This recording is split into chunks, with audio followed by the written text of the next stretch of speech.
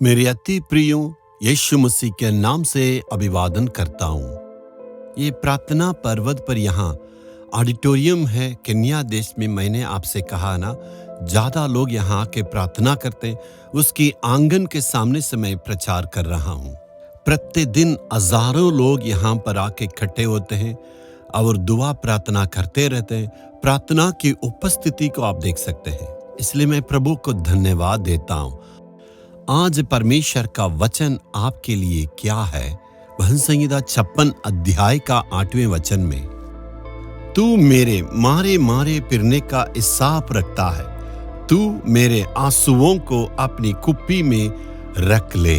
यहाँ दाऊद कहता है, विश्वास से कहता है, मेरे आंसुओं को परमेश्वर अपनी कुप्पी में बटोर के रखा है। हम प्रार्थना में इतने आंसुएं बहाते, आंसू कहाँ चला जाते। एक माँ आके ऐसे कह रही थी, मैंने इतना परमेश्वर से रो रो के विनती की, अभी मेरे आंखों में आंसू नहीं निकलता है। इसका मतलब आंसुएं कहाँ जमा होता है? हमें व्यर्थ बातों के लिए एकांत में बैठ के आंसू बहाने से कोई मतलब नहीं है।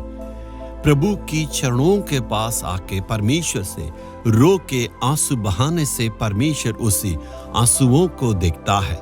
वो कहाँ बटोर कर रखता मालूम है? जब आपके आंसुओं को पूरा करने के वक्त होगा, परमेश्वर आपकी प्रार्थना को सुन के उत्तर देगा। जहां मैं रहता हूँ नालू मावड़ी में, एक माँ अपनी गवाही को मुझसे बताने लगी। उनकी दाहिने हाथ अचानक काम करना बंद किया। उन्हें डॉक्टर के पास ले गए हैं, उनकी दाहिने हाथ को हिला नहीं सकते हैं और ऐसे बंद हो गया। डॉक्टरों ने कहा आपका दाहिने हाथ मर चुका, सुन्न हो गया, इसके बाद उसके लिए इलाज करना नामुमकिन है, वो कभी भी काम नहीं करेगा। इन बातों को सुनने से उस बहन घबरा के डॉक्टर की चरणों पर गिर के रोने लगी। डॉक्टर साहब, मैं थोड़ा से धन दौलत रखी हूँ, उसको बेच के पूरे पैसे आपके लिए मैं दे दूंगी, लेकिन किसी न किसी ढंग से मेरे हाथों को तू ही सही करना, ऐसे रोने लगी। डॉक्टरों ने कहने लगे, जरूर आपको मैं मदद करना चाहता हूँ, लेकिन आपके हाथ मर चुका कह के उनको वापस भेज दिए। इन बातों के चलते उस बहन का दिल में दुख भर गया, क्योंकि उसके हाथ बिल्कुल मर चुका है, काम नहीं करता। लेकिन जहां वो रहती थी थोड़ी दूर में 2 मिनट की यात्रा में हमारे कलिसिया थी, लेकिन उस कलिसिया में भी वो नहीं आ सकी। इसलिए नहीं आ सकी, सारे लोग देख के क्या कहेंगे, इसलिए बहुत दुख हो के वहां रो रही थी। वो एक दिन सोच रहे थे, घर में बैठ के रोने से एक उत्तम है हम चर्च में जाएंगे कह के। सारे लोग जब चर्च को बंद करते, उन दिनों में मिशनरियों की आदत था, प्रार्थना करने के बाद, घर की प्रार्थना करने के बाद 9 बजे वहां कलिसिया में घंटी बजने के बाद सारे लोग सोने के लिए चले जाना है। उन दिनों का नियम था। ये बहन सोच रही थी, सारे लोग जब चले जाते 9 बजे के बाद उस चर्च में जाने लगी जहां द्वार बंद है, वहां कोई खोलता नहीं है। उसी द्वार पर, वहां पर सीढ़ी पर घुटना टेक कर एक हाथ को बढ़ा के वो प्रार्थना करने लगी, हे परमेश्वर, मैं अभी एक हाथ से प्रार्थना करती हूँ, लेकिन एक वक्त आएगा मैं दोनों हाथ से प्रार्थना करना है, तू मेरे जीवन में चमत्कार करना है। सारे लोग सोने के बाद ऐसे प्रार्थना करते थे, आंसू बहाती थी। उस आंसू उनकी जो परमेश्वर की कलीसिया पर गिरता था, और इस प्रकार प्रतिदिन प्रार्थना करके, आंसू के साथ दुआ करके वो वापस चले आती थी।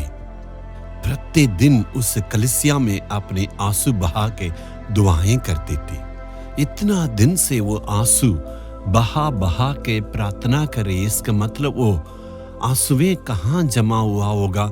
जरूर स्वर्गदूत प्रतिदिन उस आंसुओं को परमेश्वर की चरणों के पास ले जाके पहुंचा दिए होंगे। एक दिन आया, परमेश्वर ने उस बहन के जीवन में अद्भुत चमत्कार किया। उस बहन आके मेरे पास कहने लगी, जी हाँ, देखिए परमेश्वर ने मेरे जीवन में अद्भुत चमत्कार किया है। और वो कहने लगी, जहां मेरा हाथ मर चुका वहां परमेश्वर ने अद्भुत काम किया है। इस प्रकार वो कहने लगी। उस बहन ने सीधे मेरे पास आके अपनी गवाही को बताने लगी। जी हाँ, प्रतिदिन उस बहन ने आंसू बहाई, परमेश्वर ने उसे देखा। प्रतिदिन उस बहन ने आंसू बहाई, परमेश्वर ने उसको बटोर के रख के जब वक्त आया अद्भुत काम किया। आप भी परमेश्वर के चरणों पर आके प्रतिदिन अपने आंसू को बहाइए। एकांत में आंसू बहा के व्यर्थ नहीं करना है। प्रभु की चरणों के पास आके परमेश्वर से आंसू से विनती किए। जब आंसुएं पूरा होगा, परमेश्वर आपके लिए अद्भुत काम करेंगे।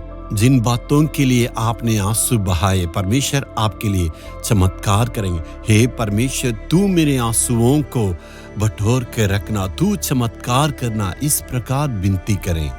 हे परमेश्वर, जिनकी आंसुओं को और विनती को तूने सुना है और देखा है, उन विनती को सुन के आज उनके लिए उत्तर को देने वाले हैं। इनकी आंसुओं को तू देख रहा है, इनकी विनती को तूने सुना है, इनकी विनती को सुन के इनकी सारी बातों के लिए अद्भुत काम करने वाले हैं। प्रभु यीशु के नाम से प्रार्थना मांगते हैं पिता, आमीन आमीन।